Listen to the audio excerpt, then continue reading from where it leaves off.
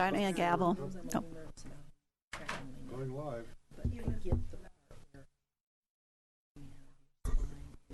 Okay, good evening, good afternoon rather. The Wednesday, December 6th, 2017 meeting of the Thousand Oaks Council on Aging will now come to order. Thank you. Would you please join me in the Pledge of Allegiance?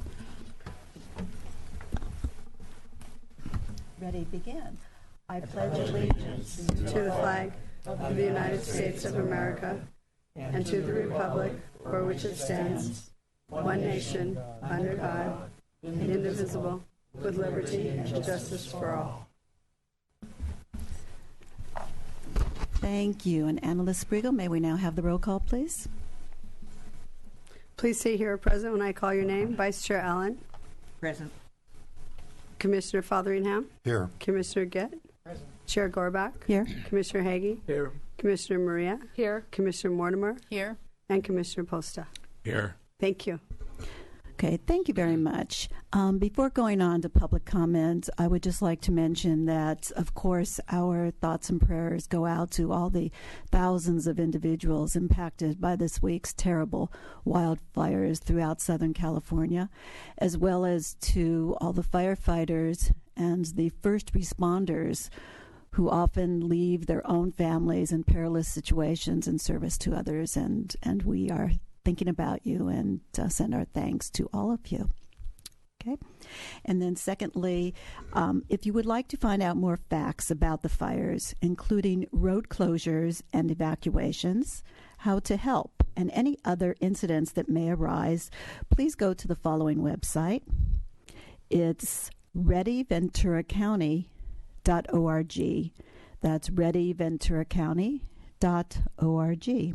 And then if you have not already done so, be sure to sign up for the VC Alert at readyventura.org/VC-alert, and encourage your family and friends who live in Ventura County to do the same thing. I just checked mine this morning and updated my information because I had done it when it first came out years ago, but it appears there's another updated site now. So it just takes a couple of minutes. Go on to this site. We'll put up the information again at the end of the meeting, and be sure to update your information. It's important. Thank you very much. And now we'll go on to public comments.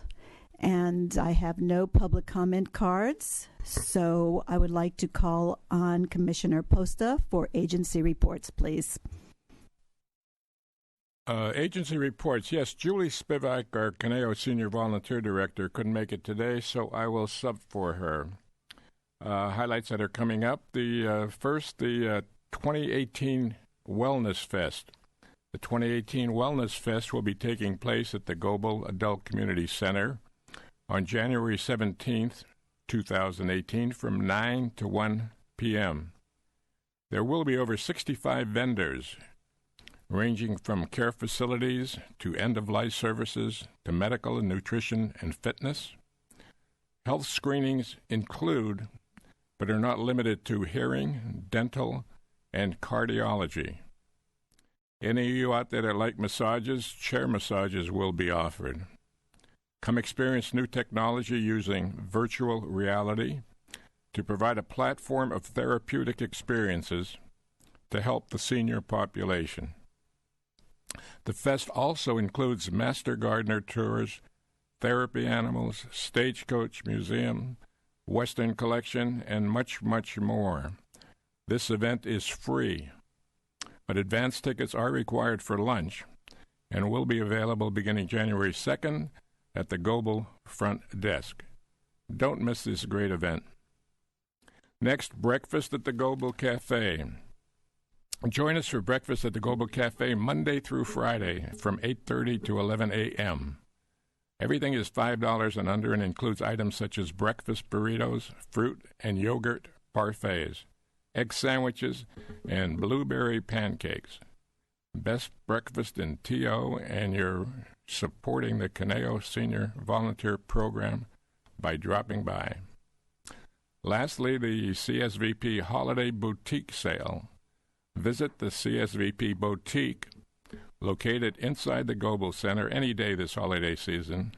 to find a multiple of gifts, holiday items, beautiful handmade specialty articles, and of course, our 50-cent greeting cards. What a deal. The boutique is open Monday to Friday from 9 to 4 p.m. Additionally, from over at the Goebel, Patty Ham, the director of the Goebel Adult Community Center, also could not make it today. So I will give her a report and a sample of all that is happening at the center. First, on December 17th, Music Comes Alive is presenting the Country Nation Band. If you love any music, especially country, do come by. Doors open at 1:30. You can call 805-381-2744 for ticket information. Next, on this Friday, December 8th, the Westlake Village Sunrise Rotary Club is having their annual holiday breakfast at the Goebel Cafe from 7 to 9 a.m. You can't beat the cost. It's free, free, free. You can call for reservations at 805-381-2744. And on Thursday, December 14th at 1:45 p.m., Dr. Tinchner will give a talk on the correlation between periodontal disease and cardiovascular problems. Not only is it free, but hors d'oeuvres and beverages will be available. Call again at 805-381-2744. If you want to know more about the myriad of other events and activities at the center, check the Goebel Gazette. Thank you. Okay, thank you, Commissioner Posta. I would like to now call on Vice Chair Allen to introduce the Commissioner reports. Oh, thank you, Commissioner. First, I'd like to introduce Commissioner Hagee, who will talk about fraud. Or maybe I should say Rudolph Hagee. Okay, folks, obviously we are now in the holiday season, and Yep, hooray. things, I just want to be sure everybody is avoiding those scams, because of us, they make things seem really like we're getting something better than we ever imagined, and we get scammed. You might want to put a pencil or find a pencil and paper, because I'm going to give you the scam hotline later, and you'll want to write that down. First of all, I want to talk about the shipping confirmation ploy, which is one of the latest scams. You get an email or a phone call from someone claiming to be from the Postal Service, and you're told you have a package waiting for delivery, or that someone else received a package that was intended for you. Oh, package, isn't that exciting? I'm going to get a package. So they want to get information to be sure you're the right person that package is for, so they want to get your name, your date of birth, your address, and, of course, your Social Security number. Red flag should be going up, and by this point, if you haven't already hung up the phone, you should hang it up now, okay? Just remember, hanging up the phone is an easy way to avoid these scams. Crooks always ask for personal data because they can sell that personal data, or they can use it to get money from you. So one of the things that you want to be real careful with is you see these postal scams. They also be on your computer, and they'll have a link for you to go to. Do not click on links. They are bad. Links are bad. Okay. Then there's the fake retail site. Okay. A super low price. I can't believe this is so low. How can they possibly sell it for that price? Well, they can't. That should be your first clue. Don't hang up the phone or go to another website. You don't want to buy until you've researched that site, and it's recommended that you can check any site out on Better Business Bureau. You go to the Better Business Bureau site, Or you can call the Better Business Bureau. It's even probably safer.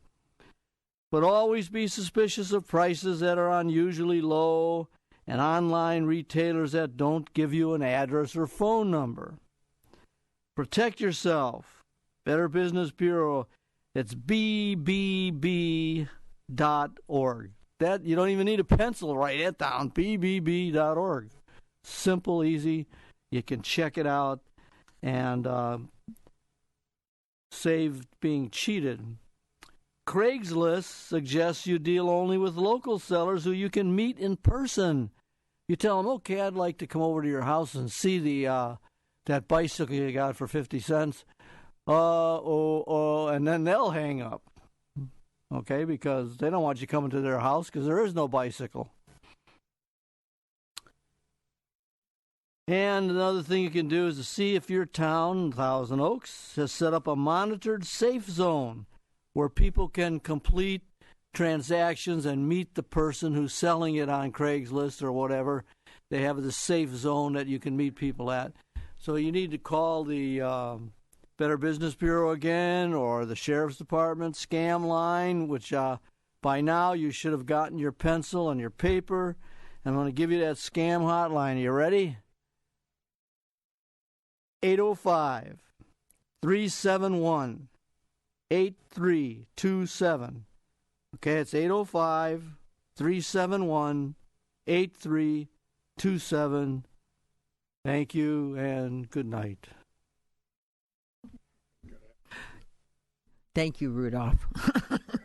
Next will be Commissioner Gett talking about safety and emergency preparedness.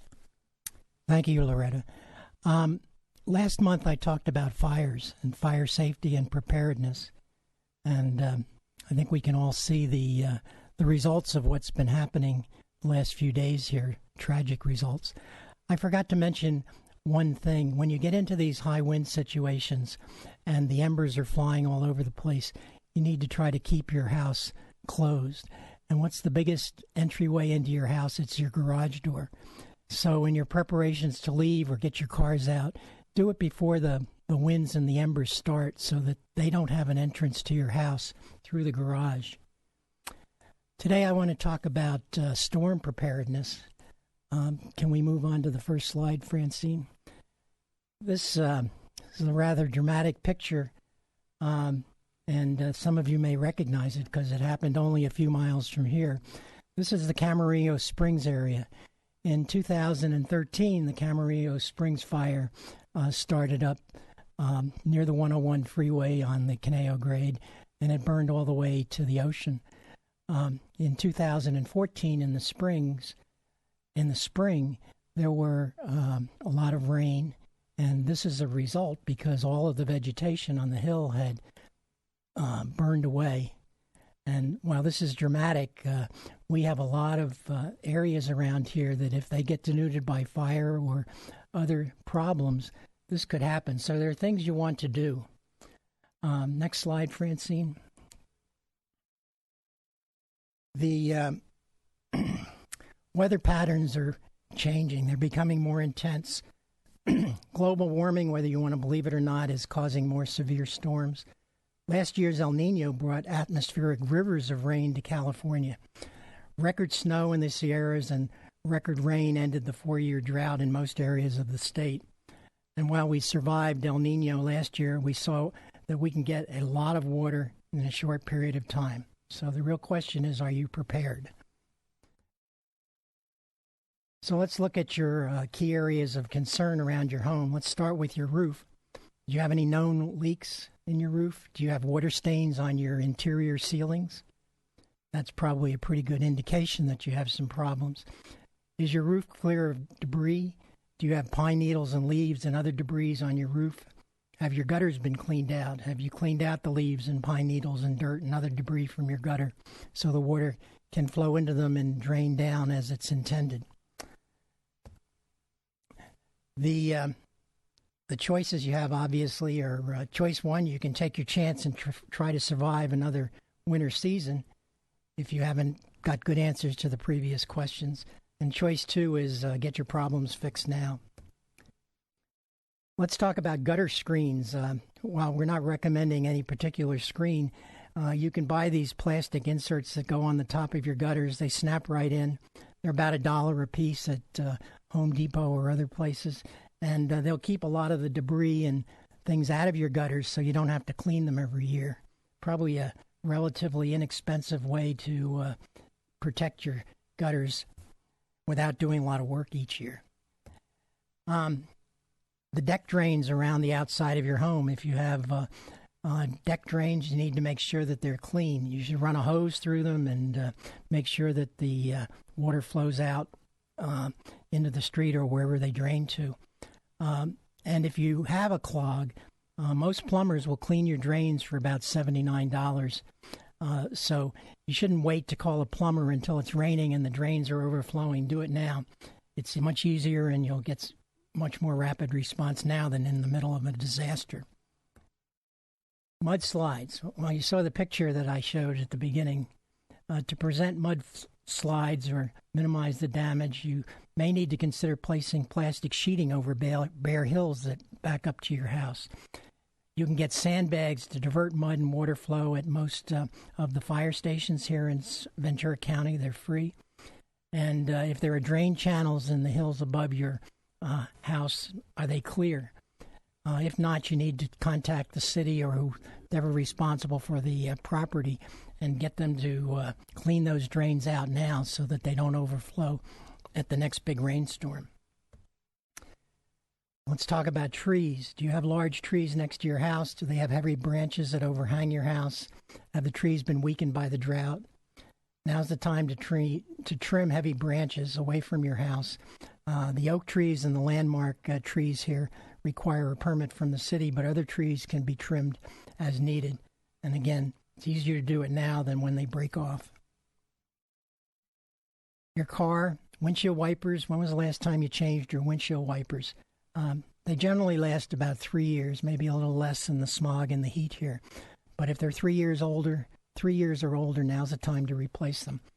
And your tires, if your tread is worn, worn tread will cause a loss of traction on wet roads, and you're liable to have a problem. So check the tread, and if it's worn down and you haven't changed your tires in the last 100,000 miles or so, you need to get new tires now.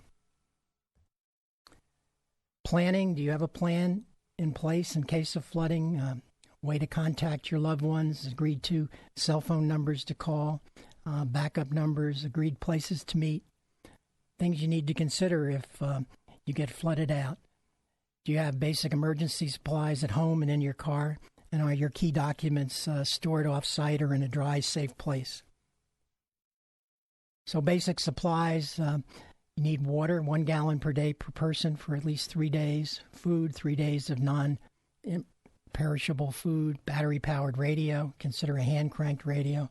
Flashlight, especially the LED flashlights, because they last, batteries last much longer. First aid kit with instructions. Don't forget your essential prescription medications. And you probably need some cash, a couple of $100 in case something comes up where you need to pay somebody. Should also consider a wrench or pliers to turn off utilities, blankets or sleeping bags, pet supplies if you have a pet. Complete change of clothing, long sleeve shirt, long pants, sturdy shoes, chlorine bleach and eyedropper. I noticed up in Ventura that they're saying that you have to boil your water now because the electricity has gone out to the water plant. So even here in Thousand Oaks, we could have a problem with water purity. And of course, paper and pencil or pen. So the rains are coming. It's been a long season this year without it, but they'll come. Now's the plan. Now's the time to plan, stay dry, and stay safe. Thank you. Thank you, Tony. Next, on senior discounts and deals is Commissioner Posta. There you go. Although getting old has its disadvantages, as we all know, there are a number of benefits that come with becoming a senior citizen. And I mean other than being able to hide your own Easter eggs. I'm going to try to bring some of these advantages to your attention that you may be unaware of. I call this segment Deals for Meals Plus. To survive, we must eat. Any deals on meals for seniors? You bet. Here's a sample list for seniors only, and believe me, it's not an exhausted list. It's just a sampling of them. At Applebee's, 10 to 15% off. It varies by location. Arby's, 10% off. Big Boy, you like Bob's? Discounts at different locations. Burger King, 10% off for 60 plus. Additional discounts on coffee and soft drinks. Carl's Jr., 10% discount. Chart House, 10% off for ARPA members. That's the American Association of, what is it? Retired persons. It's helpful to get that card because you use it for ID all the time, other than your driver's license, which they very seldom ask for. But if they do, be prepared. Chick-fil-A, free refillable senior drink, not including coffee. Chili's Restaurants, 10%. Claim Jumper, 10% with ARPA. Del Taco, 10% discount or a free drink. Denny's, senior discounts vary by location, but they do give 15% off for ARPA members. Dunkin' Donuts, you like donuts? ARPA members receive a free donut with the purchase of a large or extra large beverage. El Polo Loco, 10% senior discount. And if you're a military, they give you 15% off. Jack in the Box, up to 20% off. KFC, they give a small drink with any meal. McDonald's, you been to McDonald's lately? You can get a senior drink discount, 50% off. You get coffee half price. Do that all the time. Mrs. Fields, 10% off. Outback Steakhouse, 10% off for ARPA members. Popeyes Fried Chicken. Those 55 plus receive a free drink or 10% off on any order. Subway, 10% off for 60 plus. Taco Bell, 5% off. Free beverage for seniors. Wendy's, senior discounts at given locations. You just got to ask each time. Various grocery stores offer special discounts to seniors on a select midweek day, usually, such as Tuesdays or Wednesdays. Certain restaurants, including Denny's, IHOP, and Caro's, have senior menus serving reduced portions to seniors on their senior menu. And don't forget the fantastic meals for $5 at the Gobo Grill. A donation in some cases, free the rest of the time on Jan's Road, the Gobo. Be there, meet us there. Although you probably won't be carded, you should bring your driver's license or your ARPA card with you. Deals differ between individual restaurants, being subject to the local owner's discretion, rather than nationwide and at all places. But remember to always ask about senior discounts. You don't ask, you don't get. If anyone out there knows about other great dining or other senior discounts, email me at the Council on Aging at TOAKS.org so I can spread the word. Be waiting to hear from you, and thank you, and good eating. Thank you, John. That was great. Next, we'll have Commissioner Maria to talk about social service. Thank you, Commissioner Allen. Well, after all of those discount restaurants out there we're going to take advantage of, we want to make sure our teeth are in really good shape. So I wanted to comment on our free dental clinics that we have here in the area so that we'll all be prepared to take advantage of those restaurant discounts. The one that you may not be aware of is in the Caneo Free Clinic. I know we've talked about medical services that they offer. Their dental clinic is now open. In fact, the grand opening was August 30th. So we'll talk about where it's located later, but that's an all-volunteer team of dental hygienists, dentists, specialists.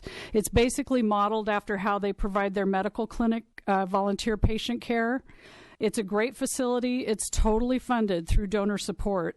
Some of the project donors include Community Conscience, TO Rotary, and the Greater Caneo Valley Community Foundation. Some of the services they provide include cleanings, fillings, restorative dentistry. They have pediatric dentistry, and then they have specialty care for the elderly.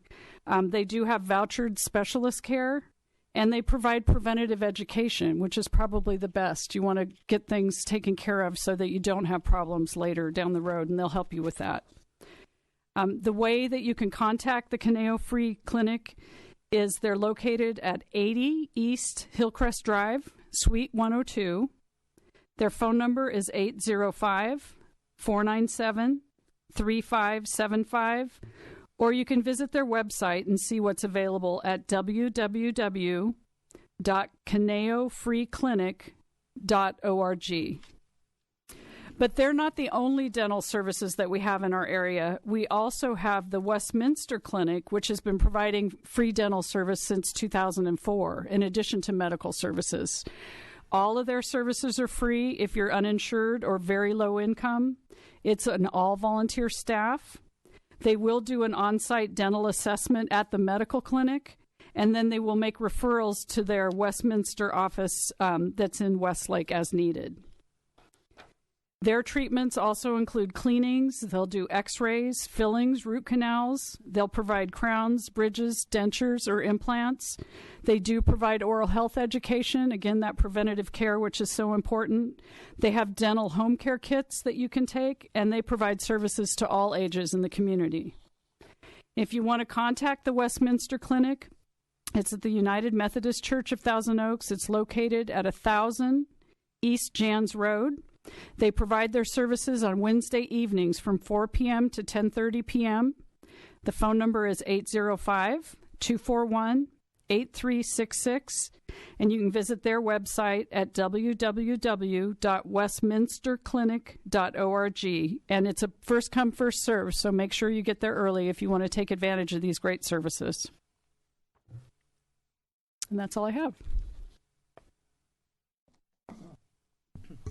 Well, thank you very much to all the commissioners who gave us really good reports this month, and it's really important information. And I hope that everyone remembers that all of these meetings are archived on the internet. So if you've missed something and you want to go back and review it, or you think, geez, somebody said something I remember about a discount somewhere, so you can go back. They're archived on totv.org.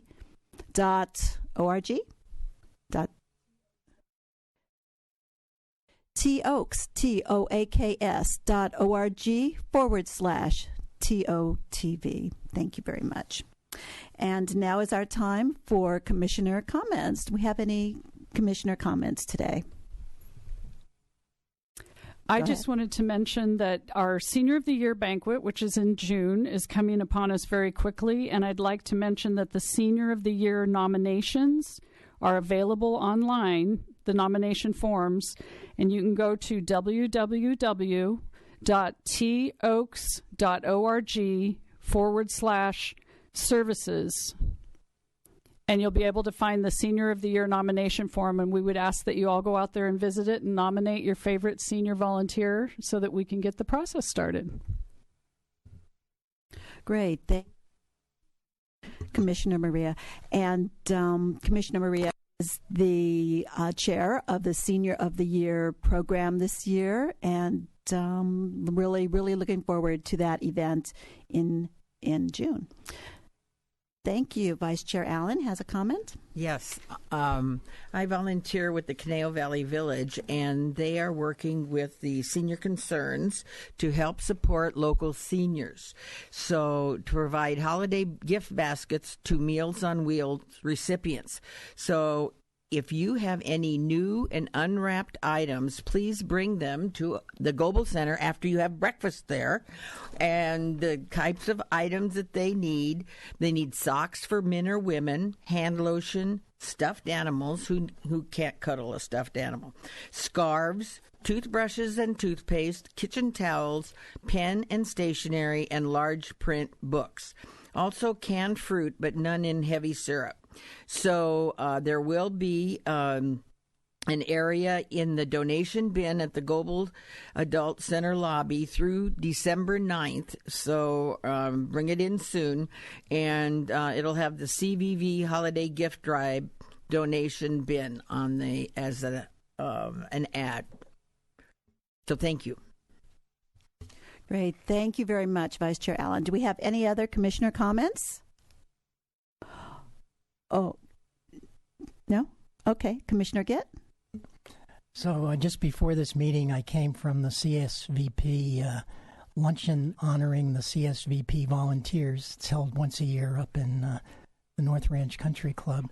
To just tag on to what John was saying about the volunteer program, there were over 400 people there who had earned recognition for volunteering at least 100 hours during the past year.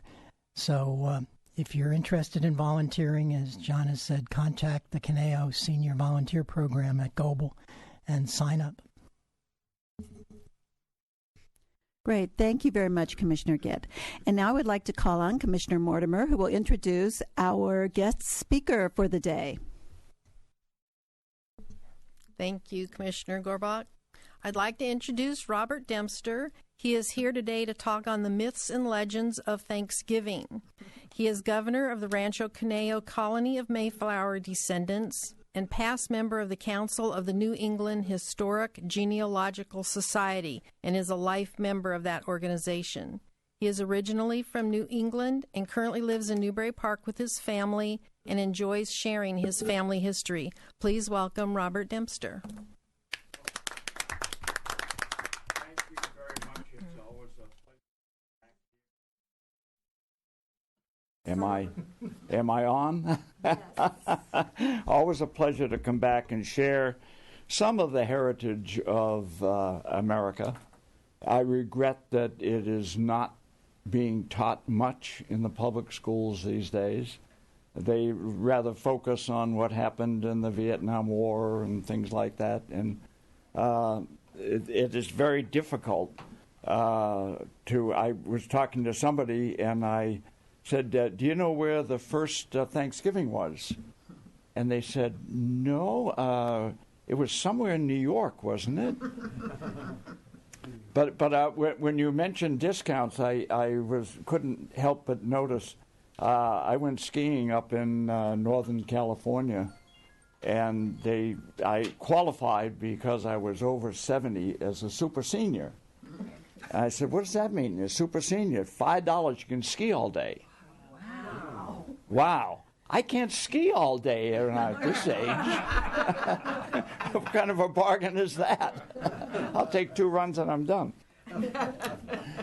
But anyway, let's see. I've got a click here. There we go. I want to talk a little bit about Thanksgiving, the myths and legends. I know Thanksgiving was a couple of weeks ago, and hope you all had a good one. And to try to explore some of the ideas, and there's a lot of myths that have come up about this. And I remember I was talking to a elementary school principal and told her I'd come and talk a little bit about the myths and legends, like the Pilgrim never wore these black pointy hats with silver buckles. And she said, you can't do that. She said, kids have been making these for years.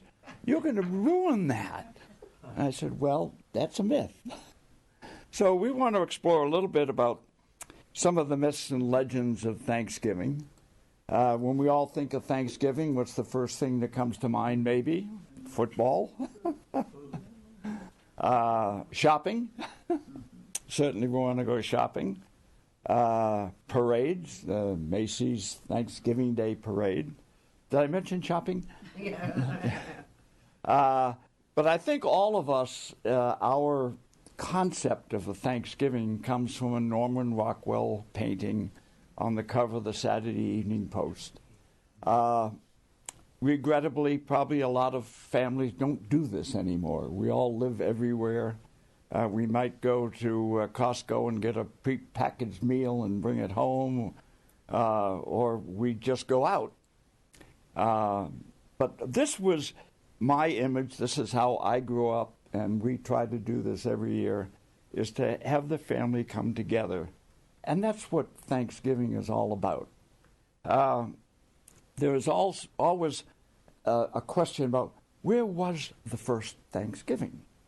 And I have to say that at the leader of the pack is St. Augustine, Florida. St. Augustine, Florida was settled actually in the 16th century. And because it was a Spanish colony, there's a good chance that they had Thanksgiving. They would have said prayers. But we don't know. The next candidate was the Berkeley Plantation. And we do know something specific about the Berkeley Plantation because that is a matter of record. And that Berkeley Plantation was the one who, when the ship arrived, the Margaret, it arrived in 1619, brought 38 settlers just above where Jamestown is. And this is the proclamation: the day of our ship's arrival shall be yearly and perpetually kept as a day of thanksgiving. And that was in Jamestown. And so that certainly is the leader of the pack. Texas takes claim because when the Spanish conquistadors were moving up into America from Mexico, there's no question they probably had some of the church members with them who were saying prayers of thanksgiving. And then, of course, we have Plymouth, and where that all started. The England at that time was very, very much a divided on religion. It was the start of the Reformation. King James, following the lead of Edward VIII, King the Eighth, who got his. He was able to marry because he was able to create his own church. And so that was the Church of England. And at that time, in the early 17th century, you had to go to that church. And if you didn't go, you were fined. So at the start of the Reformation, there were a number of people who said, well, we don't want to worship that way. We want, and thanks to Mr. Gutenberg, people had a Bible. They didn't have to rely on the church to tell them what the Bible said. They could read the Bible. And bless King James, the King James version of the Bible was in English. And they said, well, the Bible doesn't say that. And if it's not in the Bible, it isn't so. And so these people were separatists. Some people would call them Puritans, because they wanted to purify the church and make it very simple. England would have none of that. But they knew of a place in Holland where they could go. And that's where they fled. The first time they tried to get there, someone ratted them out on the ship, and they were all captured. And they were fined and jailed. So they had to sneak out a year later to Amsterdam. When they got to Amsterdam, they moved to a town called Leiden, which is, I don't have a pointer with me, but if you can see where Rotterdam is on that map, that's about where Leiden was. And this is where the Puritans settled. And they were there for a while, and they suddenly realized, if we stay here, our kids are going to start speaking Spanish, Holland, and start speaking Dutch. And they're going to adopt these free-thinking ways of doing stuff. We can't do that. So they had on their mind, maybe we could go to this place across the Atlantic Ocean, America. We could settle there. We can be free to worship any way we want. Of course, what we didn't realize, you can worship any way you want as long as you worship their way. And that was the irony of it. They went for religious freedom, but religious freedom from the Church of England, but they wanted to establish their own church. And you were frequently fined in the new colonies for not worshiping their way. So this legend that they were there for religious freedom, it was the ability to set up their religion and not somebody else's religion. So anyway, there are two journeys they took to get. The first journey took them to Leiden. They were captured, and then they took off the second time from Hull, and now we're in 1620. They wanted to go to the New World, but to get there, they needed two things: permission from the King James of England, and they needed money.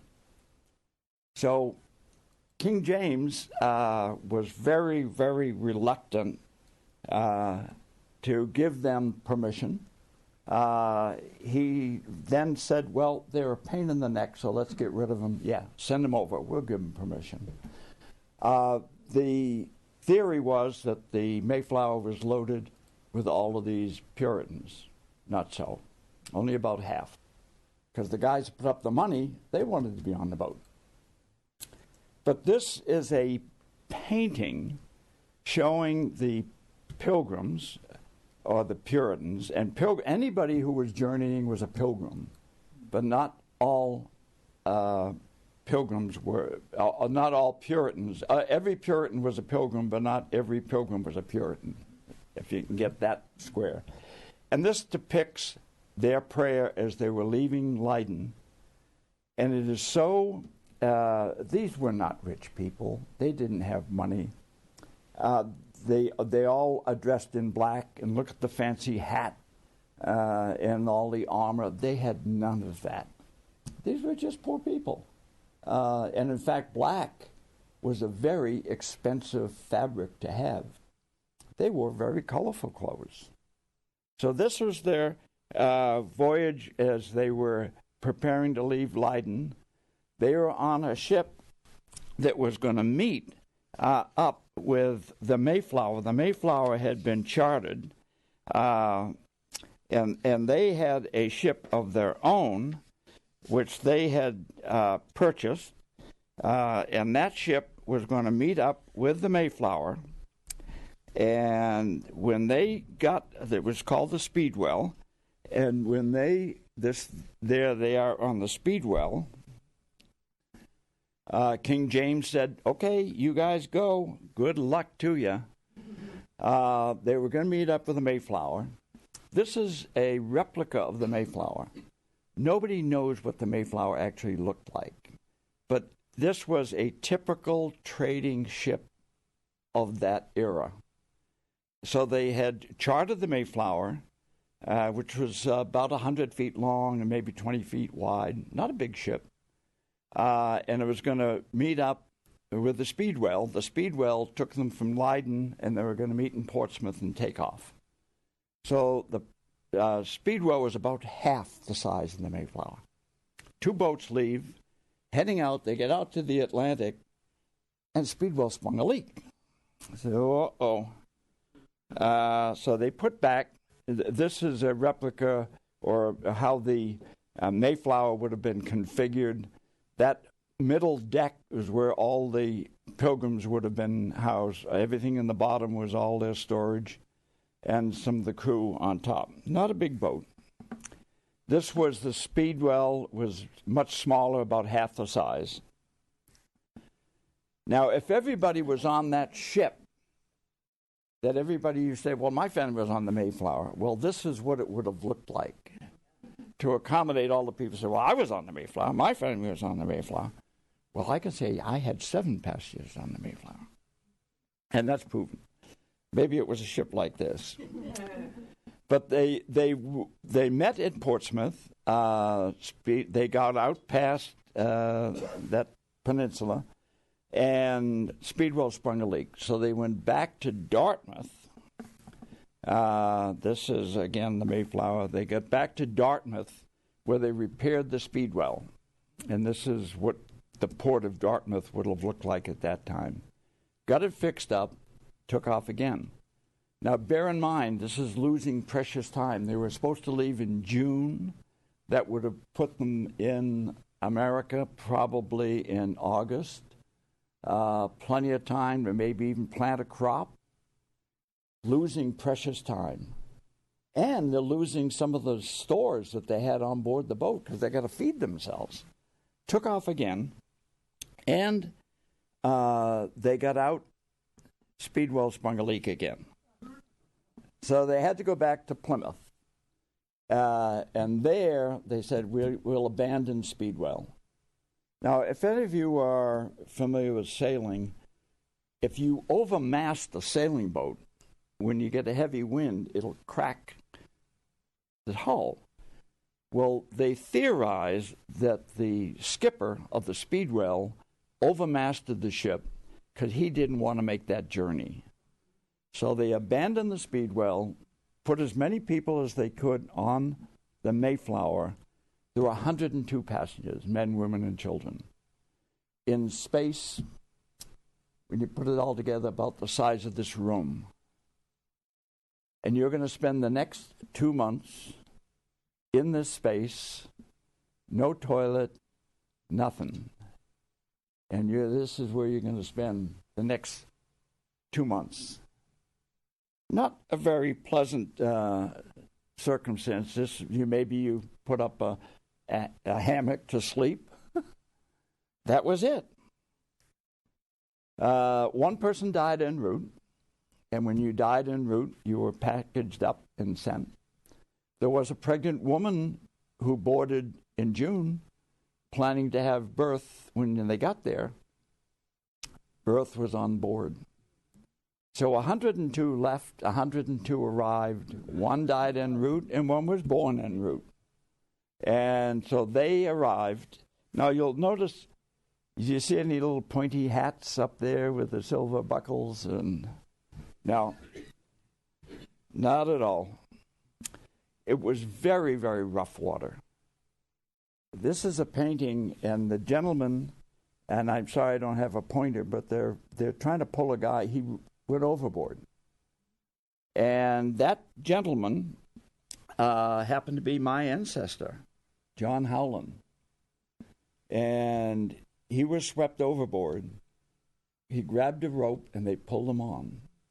And because they did that, I am here today. And John Howland was one of the leaders of the plantation when they arrived. So, but if you can imagine, there were very few pleasant sailing days on this boat. Not good at all. They were meant to be, and they had a charter to go to what is called Northern Virginia, which we would call today New York City, somewhere around there. They found themselves off of the Cape Cod. Now, Cape Cod was named by the English. That was a well-established identity because the English were going over there fishing for years. So they knew Cape Cod, and the Captain Jones, he knew it was Cape Cod. But we've got to go down to New York.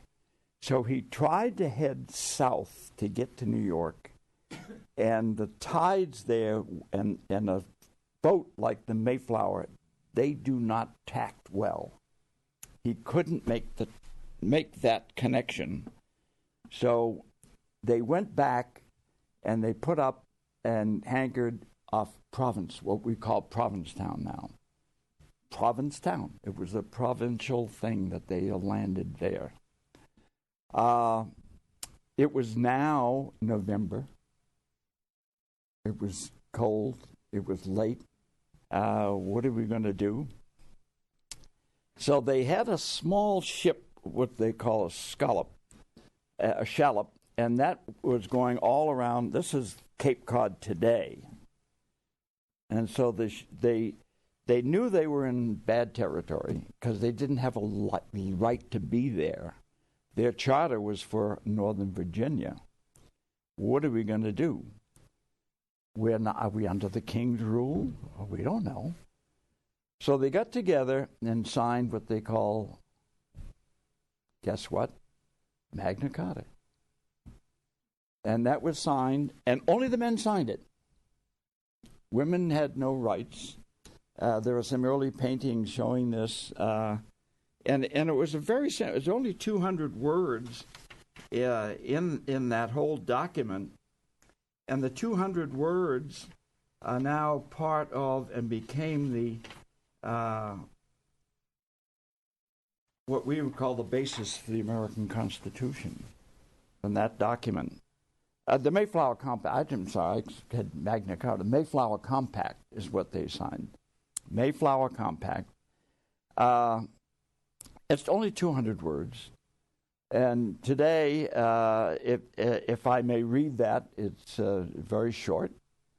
Having undertaken for the glory of God and advancement of the Christian faith and honor of our king and country, a voyage to plant the first colony in the northern parts of Virginia, do by these presents solemnly and mutually, in the presence of God and of one another, covenant and combine ourselves together into a civil body politic for our better ordering and preservation and furtherance of the ends aforesaid, and by virtue hereof to enact, constitute, and frame such just and equal laws, ordinances, acts, constitutions, and offices. Foundation of the American Constitution was signed. Only 44 men were able to sign that. None of, obviously, the crew signed it. The men took their turn, and again, you see any little pointy hats, and they also had very colorful clothes. They didn't have all black clothes. They were reds and greens. When I have a model hat of that, and when people say, "Oh, what is the pointy hat?" No, I didn't have the pointy hat. So that was the basis under which they would govern themselves. This is the small ship that they had on board. It's called a shallop, and they took that and they went around the Cape looking for a place, for a permanent place where they could set up. Well, they eventually found a town of what they called Plymouth, where they set up their surf village. And while they were there, one of the natives came, and his name was Squanto. And he said, "Welcome, English." He spoke English. He had been captured and sold as a slave in Spain about 2 or 3 years before. He was taken under by a kind gentleman who brought him to England, where he learned how to speak English. Eventually, he came back to America in the area around Nova Scotia, worked his way down to Plymouth. His whole tribe were wasted and eliminated by white man's disease from the fishermen who were coming and going. And so that was Plymouth, and he came there looking for his tribe. They were part of the Wampanoag Indian tribe. But because of Squanto, he taught them how to plant in this area. He taught them what to use for fertilizer, which one of the primary ones, lobster. We pay now $12 for lobster. That was fertilizer back then. And Squanto was able to be a interpreter for them with the Wampanoag Indian tribe. And the difference between Plymouth and Jamestown came to conquer and occupy. Plymouth people came to just live, and they did not try to make war with the natives.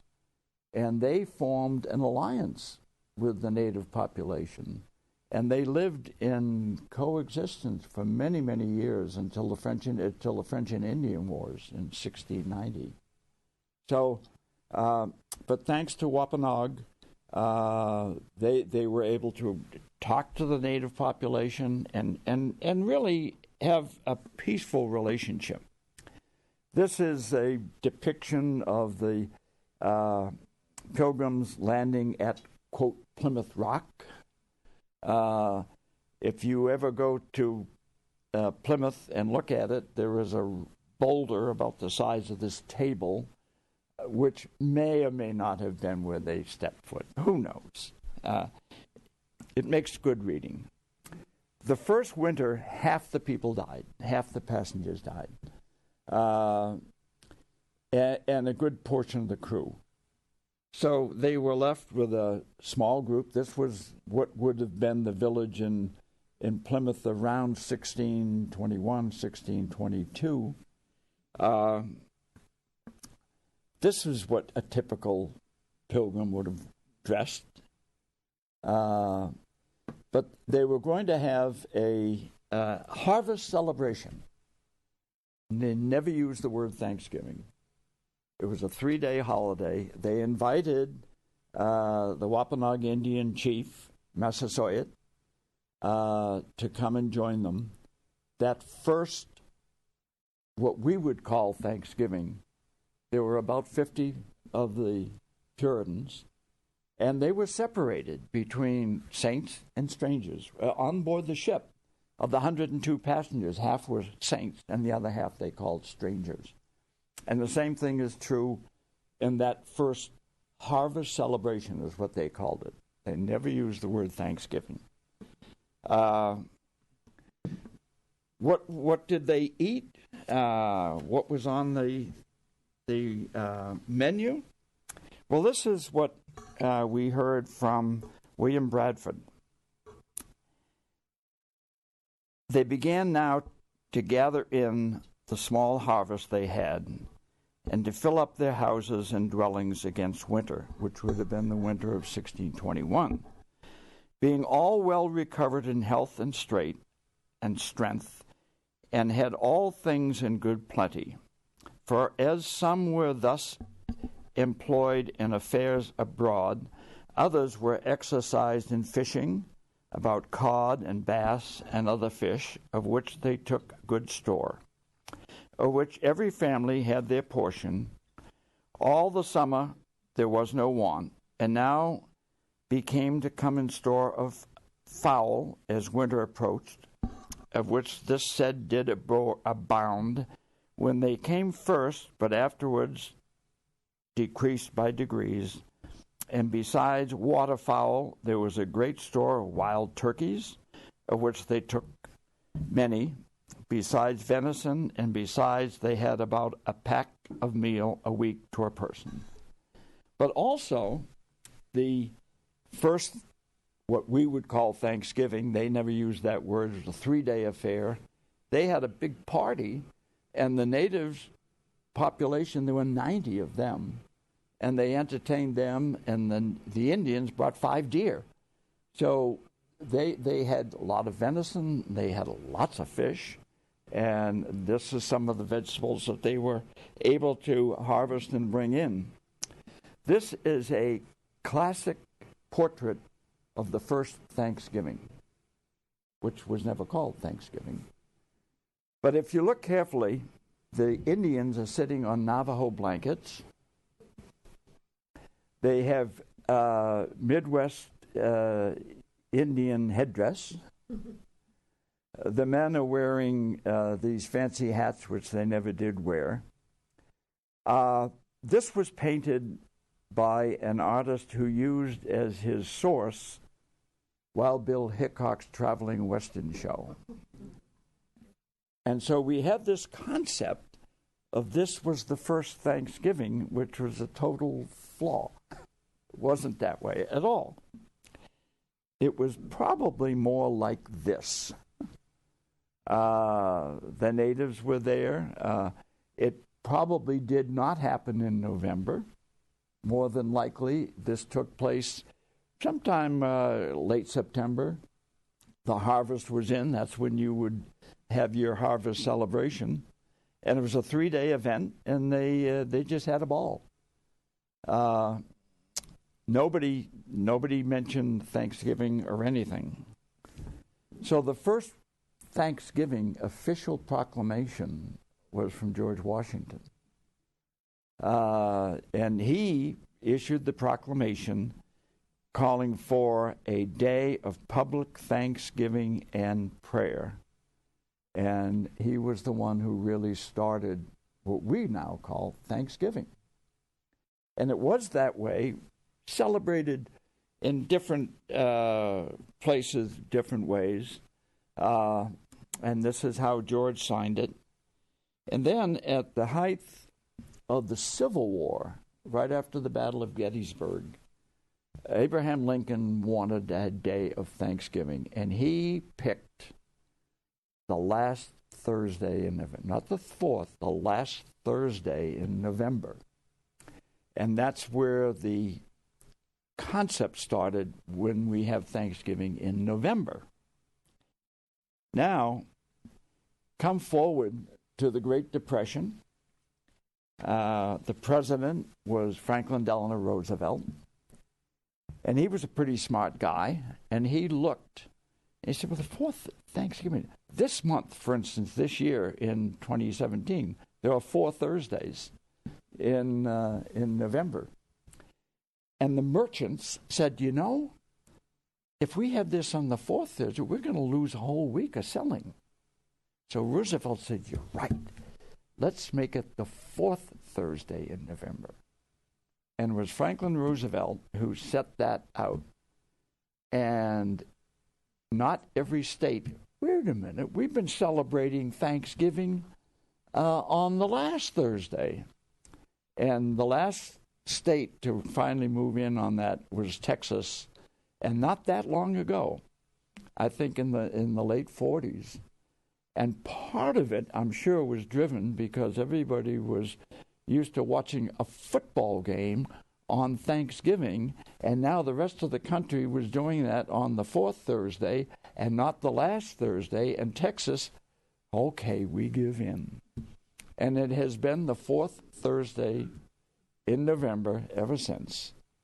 So the whole concept of who was first and where was first is kind of irrelevant, because I think what is important, the legends notwithstanding, and we manufacture legends. They're not necessarily things that come out. But between the shopping and the football games and the good cheer as we gather with family and friends, to pause and think about those early Thanksgivings. 400 years ago, the first settlers of this country, and all those who came after, they may have endured much pain and suffering, but they never wavered from their faith. As Edward Winslow so succinctly put it, and although it be not always so plentiful as it was at this time with us, yet by the goodness of God we are so far from want, they often wish that you were partakers of our plenty. And I wish you all, even though it's a couple of weeks late, happy Thanksgiving. And thank you.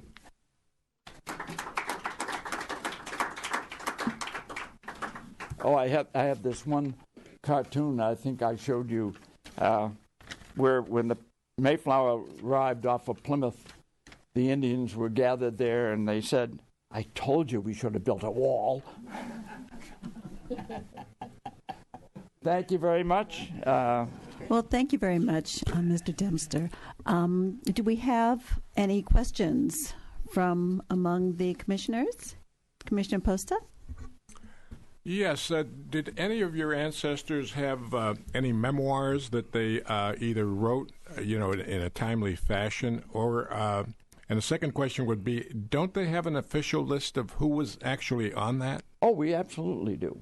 The General Society of Mayflower Descendants, of which I'm a member, we have the names of all 102 passengers. We have all the information about when they got here. Some of them married another passenger. My ancestor, he married one of the girls that was on there, and they had 10 children. And their 10 children each had 10 children. And all of this is well documented. today we estimate that of those 102 passengers, there are probably around 7 million in America who could trace to those 102, if you're willing to do the work to do it. We publish, the General Society does, what we call silver books. And for most of the major male passengers, there is a book with the first 5 generations. And they're in the public library. And you can go to the very nice genealogy section in the Thousand Oaks Public Library. And those books are available, and there's all kinds of good records. The original years, there were very few things that were actually written down. But there's a lot of law or family stuff and the family Bibles. But all of those people, they're well documented, all of their ancestors. But remember, 102 passengers, half died, and they left no people. So there was only 50. But there's very, very good records through the 5 generations. And it's kind of interesting to go and look into that.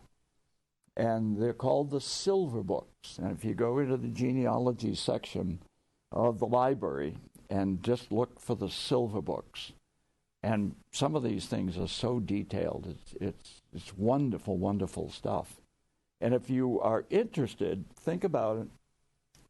We're from the Mayflower somewhere between 12 and 14 generations. The first 5 are already basically done. And most people can go back. You can remember your grandfather and maybe your great-grandfather. So you can probably identify 4 generations of yours. So what's missing is those middle 3 or 4. And if you've got the patience to do it. But a lot of people think they were on the Mayflower and they weren't. So it can be a fool's. I will remember my wife having to put up with my family was on the Mayflower, and she heard that, as long as we've been married. So she decided to do some genealogy. And if you do genealogy, you wind up getting addicted. And you can be in front of that computer at 1, 2 o'clock in the morning. Well, she comes running in. We were here before you. She had found that she was a descendant of Champlain's early settlers. And she had, in fact, arrived a good 15 years before 1620. So, well, thank you very much. We all are distant cousins because we all descended from Adam and Eve, right? Absolutely. So we're all cousins. Absolutely. That was very, very good and very informative. I thank you very much. Well, I appreciate having an opportunity to share some of what I've done with you. And we have any other questions? Commissioner Fotheringham. My Mayflower ancestor was a child named Resolved. Yes. And I was originally told that he was born on the Mayflower. Subsequent research that I did suggested he was probably born before the voyage. And he had a brother who was born on the ship, but while the ship was at anchor in the New World. Yes. Not during the voyage and so forth. There was one person born during the voyage, a young girl, and she was interestingly enough named Oceanus. Mm-hmm. But no, there were someone born just while they were still on the Mayflower, because they were on the Mayflower for probably a good 3 or 4 months before they had Plymouth ready for them to occupy. Right. And so that was very true. And William Brewster's wife, it's questionable whether she was despondent and fell off the boat while it was anchored at Provincetown and died and drowned. So, but there are a lot of sorrowful tales when you get half of your passengers die. That first and they couldn't do anything public because they didn't want the native population to see their dire straits. So there are no grave sites for any of those people because they were all just secretly buried in the middle of the night. Yes, sir. Oh, yes. Thank you. Go ahead. Go ahead. Question? What about the crew? Are there a lot of records as the crew and There's some genealogy? Crew, not a lot. The captain was his name was Jones. He went back and he never sailed again. He went to a small village on the River Thames where he lived his final years and is buried there in the church. And I'm sorry I don't have that. I know the name of the town, but I can't bring it to my mind. But that's where he. The other passengers, there was one, Alden. He was on board as the cooper, because back then nobody drank water. Water was very, very bad. Everybody drank beer. And his job was to keep the beer kegs safe and keep them from leaking all the beer, because that's what they drank. Even the children drank beer. And when Jones decided it was time for the Mayflower to go back, he said, I won't have enough beer to make the voyage if we don't leave now. So beer was a very, very fundamental, and we all know the story of John and Priscilla Alden and Speak for Yourself, John, or wherever that poem went. But he was there as a cooper, and he was on the crew, but he stayed. He was the only one who stayed. Everybody else. And of the 30 crew, about a dozen died on the voyage or while they were waiting in Plymouth. So he went back to Plymouth, the old Plymouth in England, with a reduced crew. But he had good sailing weather. He left in May, and so it was an easy voyage for him. But not much is known about the actual passengers. I mean, the crew that was on the Mayflower. Anyone else? Well, I have a question. Yes. I think the work you're doing, beside being really interesting, is really important. And I was wondering if you have ever touched base with the California Department of Education to review some of their historical texts to reconcile the legend and myth with fact. I'm glad you raised that question, and it's a fascinating one that we have been very concerned about. The new texts that are coming out and the teaching in the elementary school levels. I was told by one that we barely have an hour to cover this period, because they are more focused on the diversity of the country and how it was built. They kind of diminish this period because it was a time when we came in and we stole the land from the Indians. There's an awful lot of liberal thinking, and I'm not using liberal as a bad term, but thinking that we need to focus more of our attention on the development and diversity of the country. So we know we cannot change how they teach in the public school system. However, what we are doing and what I have come up with, and our project that we're very involved in, is every elementary school library in the Conejo Unified School District will have one or more of, there are about 25 books on the Mayflower and the Pilgrims. And we went to the Conejo Unified School District and we said, we want to provide you with the free books about this. And so they went to their school librarians in the Conejo Unified, and they came back and said, we'd like 4 of these and 5 of this. And we're providing that. It'll be $17,000 worth of books that we're providing so that every elementary school library in the Caneo Unified School District will have pilgrim-oriented books. And there are a number of them that are very good, and they're very welcome about getting that. And if this works, we'll roll out to Moore Park, and we'll roll out to other school districts. There is a problem that we have, and it's blessed be the government. We can't give the books to the library because the library is not a 501c3. But most school districts have a foundation.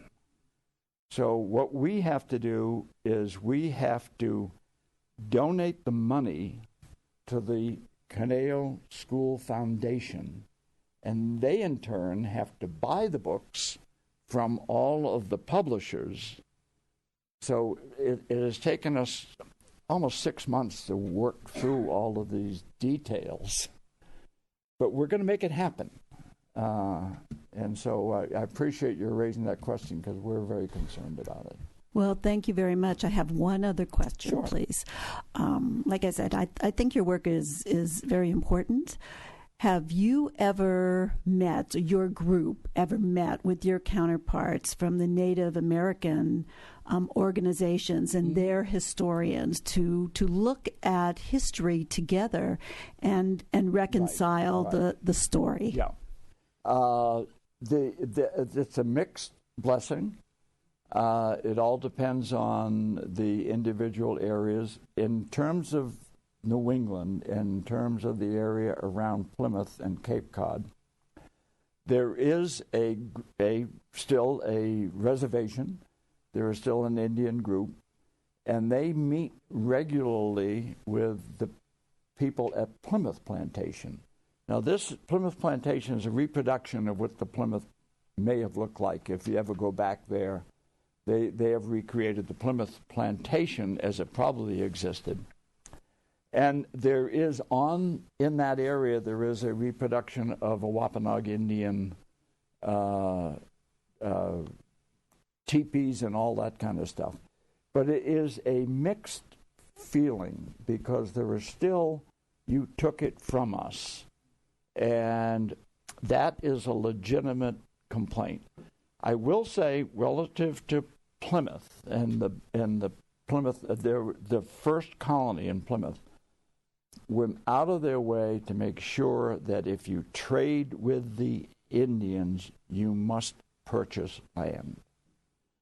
That was not done throughout any of the settlements throughout, and that led to the French and Indian War in the late 1600s because they said enough is enough.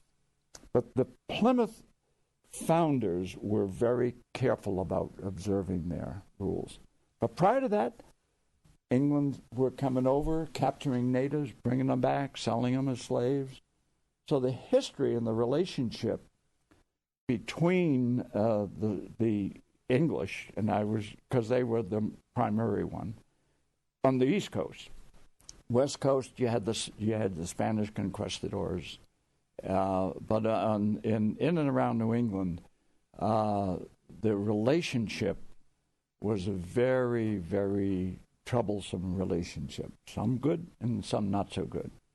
And so because of that, I think that's why in the school system and the teaching, they kind of want to get away from that and start talking about more current stuff.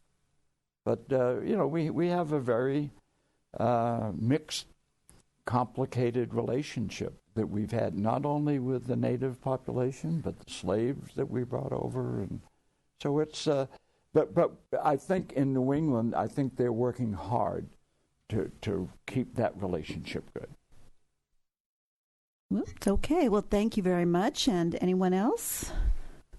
Let's give our guest speaker another applause. Thank you very much. Thank you. I really appreciate the opportunity to come and share. And I've got several other speaks. Sometime when you want to talk about the mother of the American Valentine. as a descendant from the Mayflower, and she was the mother of the American Mayflower, and an ancestor of mine and a cousin of mine. So. Okay. Thank you again. Thank you. Thank you very much. A couple things. Thank you. Before we adjourn, a couple things. First of all, I'd like to thank all the commissioners who worked hard all month to bring us really good, important information today. So thank you, everybody. And then secondly, our next televised meeting will be Wednesday, January 10th, at which time our speaker will be Dr. Bader Iqbal, who is a family practice doctor who works at a number of places, including Los Robles. And he's going to talk to us about Alzheimer's versus dementia. And I know that this is a topic of interest to a lot of people. You know, people think, oh, am I just having a senior moment, or is it something a little more serious? So you won't want to miss that. That is Wednesday, January 10th at 1 o'clock. Join us here at the Civic Arts Plaza in the boardroom, or of course you can watch us on television.